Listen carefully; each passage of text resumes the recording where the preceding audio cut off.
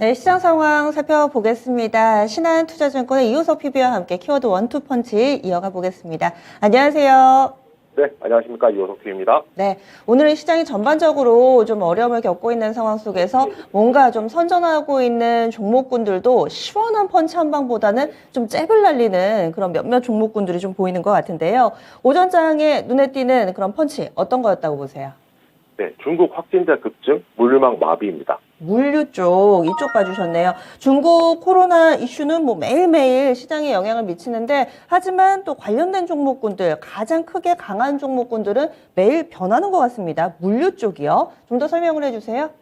네, 아무래도 이제 방금 말씀하신 대로 그 모멘텀이라는 것 자체는 하나라고 하면 거기에서 파생되는 종목군, 업종군들은 좀 많이 바뀌고 있고요. 오늘은 그중에서 물류에 대해서 말씀을 드릴 겁니다. 중국 정부가 이제 제로 코로나 완화 정책, 방역 정책을 완화한 지가 한 10일 정도 되었는데 중국 한 전역에서 이제 약간 3년 전 코로나19 분위기가 다시 한 번 더 나오고 있는 상황입니다. 말 그대로 확진자 수가 굉장히 좀 많이 늘어나고 있다는 건데요. 어떻게 보면은 뭐 당연한 거일 수도 있습니다. 아무래도 아직까지도 야외 활동, 실내 활동, 오프라인 활동을 하기가 힘드니까 택배에 대한 주문량 자체는 많이 늘어나고 있는 상황이고요. 그렇지만 확진자 수가 늘어나면은 그 와중에 활동이 많은 택배 기사 같은 경우에도 확진되시는 분들이 많은 상황이거든요. 그래서 물류를 옮길 사람은 부족한데 물류 양은 많아지면서 물류망이 현재 마비되고 있는 뭐 그런 상황에 있다라고 생각을 하시면 될 것 같습니다. 지금 택배 같은 경우 하루에 지금 중국에서 하루 평균 3억 6천만 건 정도가 지금 그 하루 물량이 나온다고 하거든요. 이 정도 물량을 옮기는 것 자체가 사실상 굉장히 힘들고 이 정도면 보통 평소 물량이 한 3배 정도 규모라고 생각을 하시면 되거든요. 결국에 평소보다 3배 늘어난 물량을 배달 기사들이 이제 옮기지 못하기 때문에 당연히 이제 그렇게 된다라고 생각을 하시면 되는데요. 여기서 중요한 건 왜 중국 코로나 확진자 수가 늘어나고 물류량이 마비되는데 관련된 종목들이 올라가느냐에 대한 얘기겠죠. 핵심은 이겁니다. 결국에는 물류의 수요에 비해서 공급이 부족하기 때문에 물류에 대한 가격이 인상될 가능성이 높다는 거고요. 물류에 대한 가격이 인상될 경우에 수혜를 보는 물류 업체들이 있어서 그에 따른 종목들 중에서 이제 종목들이 좀 선별적으로 올라간다라고 생각하시면 될 것 같습니다. 오늘 뭐 특징적으로 잡아볼 종목은 뭐 동방, KCTC, 그다음 태웅로직스 세 종목 정도가 되겠는데요.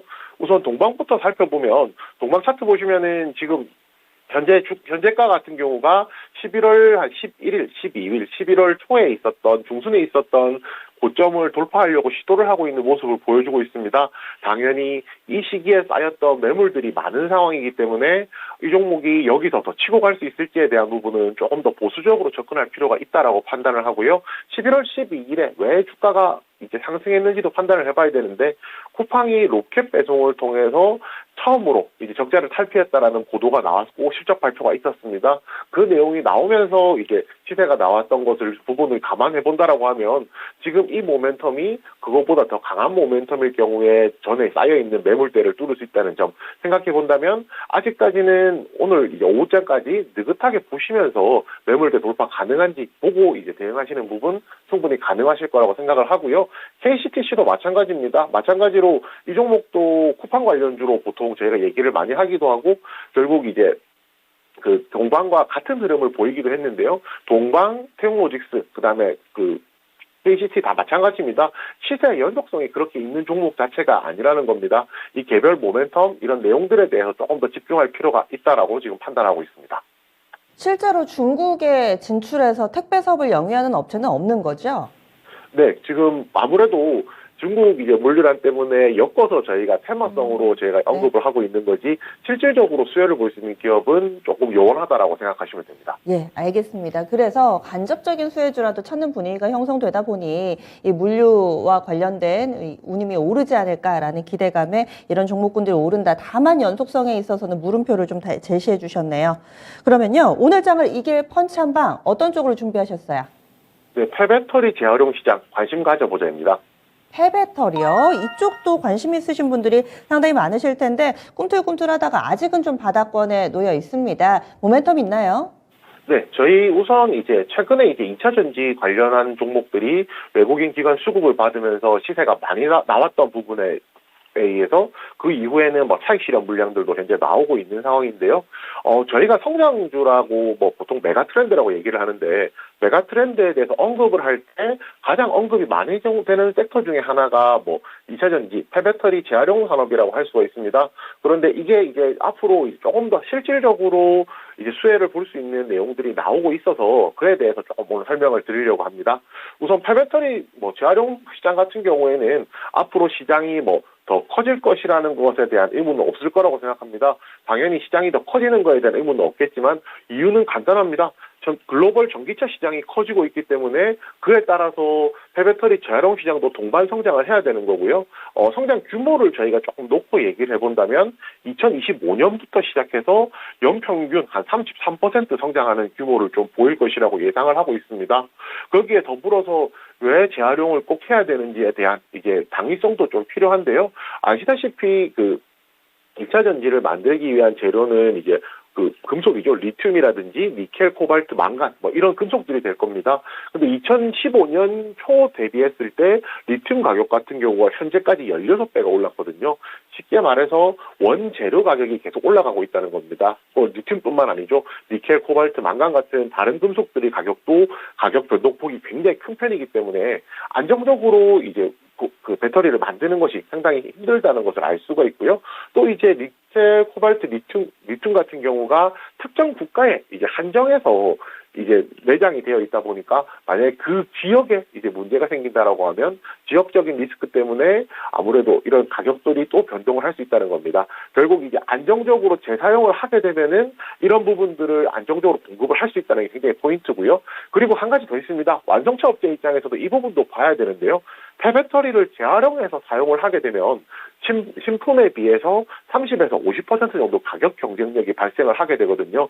지금은 아직까지 전기차 보급 대수가 많지 않아서 이제 기술적인 부분에서 경쟁이 된다라고 하면 앞으로 보급 대수가 많아지면 많아질수록 가격 경쟁력이라고도 굉장히 좀 중요한 요소이기 때문에 이 부분 생각해 본다라고 하면 폐배터리 재활용에 대한 시장이 더 커질 가능성이 높아지고 그리고 이런 부분들이 내년부터 2023년을 얼마 안 남았잖아요. 2023년을 기점으로 해서 재활용 공장들이 국내에 많은 기업들이 가동을 한다는 것 이 부분에 조금 더 주목하고 있습니다. 관련된 종목 같은 경우에는 뭐 가장 대표적인 것은 성일 하이텍이 될 겁니다. 뭐 성일 하이텍, 세비캠, 유일 에너테크 세 종목 정도 제가 추려보았는데요.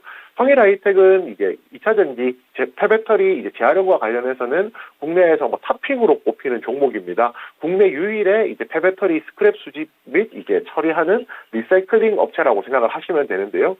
이 종목 같은 경우 차트를 보시게 되면 상장 이후에 9월달에 이제 고점 만든 이후로는 주가가 꾸준하게 조정이 나왔던 것을 알 수가 있습니다. 결국 핵심은 이겁니다. 2차 전지 시장 자체가 앞으로 전기 시장 자체가 앞으로 더 커질 것이라는 의문 부호는 사실 없잖아요. 그렇다라고 하면 오히려 9월 대비했을 때 주가가 지금 충분히 조정이 나왔다는 판단에서는 오히려 지금부터 분할해서 저가 매수하는 전략으로 한번 접근해 보는 부분 충분히 가능할 것 같고요. 여기서 추가적으로 세비캠 같은 경우도 마찬가지입니다. 세비캠도 지금 폐배터리 리사이클링 사업에 들어갔고 상장 이후에 시세가 나왔다가 지금은 뭐 성일 하이텍과 비슷한 형태로 주가가 조정이 나와 있는 상황이거든요. 그렇기 때문에 이 종목도 마찬가지로 지금 시점에서 저가 매수 측면에서는 한번 접근해 볼 수가 있다. 그리고 마지막으로 유일 에너테크 같은 경우에도 지금 인수를 통해서 지금 현재 새롭게 리사이클링 사업에 진출했는데요. 이 종목은 약간 차트가 일봉으로 보시면 조금 다릅니다. 다른 종목들에 비해서는 시세가 조금 더 살아있는 모습이긴 하거든요. 그렇지만 월봉으로 한번 놓고 보시면 주봉이든 월봉이든 장기봉으로 놓고 보시면 비슷한 형태를 띠고 있습니다. 결국에 아직까지도 상승하고 있는 초입 부분에 있기 때문에 폐배터리 리사이클링과 관련된 종목은 저가 매수 차원에서 분할 매수로 대응하는 것 충분히 가능하다고 말씀드리겠습니다. 그런데 이쪽은 또 어찌 보면 2차 전지 섹터와 무관치가 않잖아요. 그런데 전 세계적으로 요즘 들어서 2차 전지 관련된 투자 심리가 별로 좋지는 못한데 이런 상황 속에서 차별화를 만들어내면서 폐배터리 관련된 종목군들이 바닥에서 금세 좀 올라올 수 있을까? 여기에 대한 의견도 알려주세요. 네, 우선 지금 뭐 속도에 대한 부분을 말씀을 하신다라고 하면 아무래도 2차 전지 관련주가 더 빠를 수도 있습니다. 그렇지만 이 부분도 생각해야 되는데요. 최근에 하락폭을 생각해보면 2차 전지 관련주들이 하락을 더 빠르게, 그러니까 더 크게 많이 했기 때문에 지금 이 부분에서 다시 2차전지 관련주에 접근하시는 것보다는 조금 더 최근에 행보하면서 바닥에서 자리를 만들어 놓은 2차전지 폐배터리 관련주로 관심을 가지시는 것도 뭐 충분히 가능한 형태라고 생각합니다. 알겠습니다. 앞으로 또 펀치를 날릴 수 있는 후보군 이렇게 폐배터리 관련주 소개를 해주셨네요. 오늘 자세한 말씀 고맙습니다. 네, 감사합니다.